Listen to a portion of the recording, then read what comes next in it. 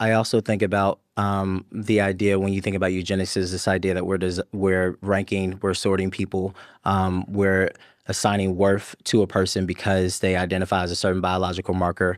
And I think when we think about the historical narrative of, enslaved Black people in the United States, that's exactly what it was. There was a value that was assigned to us, and the value was not of a human life. It was of, Chattel. yeah, chattel slavery. But I was thinking also just like we were a product. We were something that was bought and we were used. And when, we were dead, we were discarded. And so when I think about the ways in which education, systems do not value the Black and brown mind, I think about the ways in which they don't see us as worthy because they don't see us as human.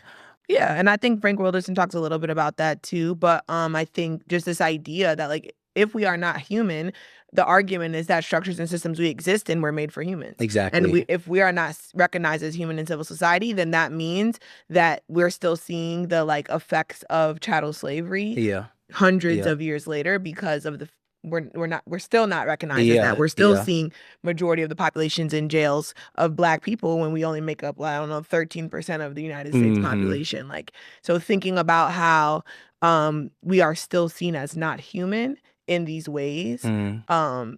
is pretty interesting. And I say interesting because it's like people would argue progress has been made, right? Exactly. And I think that progress in instances, I guess, if we're thinking about policies that have been implemented, but we've also seen policy reform, policy repeal in regards where we felt like we made progress, and we've also seen shifting of like, I don't know, I wrote a piece one time when I was like maybe in college. I was like, Hmm. the pictures of the storybook may have changed, but the narrative always stays the same. Mm. And that's like a real thing. Yeah. Like, yeah, we're not getting lynched anymore in the United States, but like police killings, like Yeah. what do we call those? Like what do Yeah. we call like the circulation of those police killings?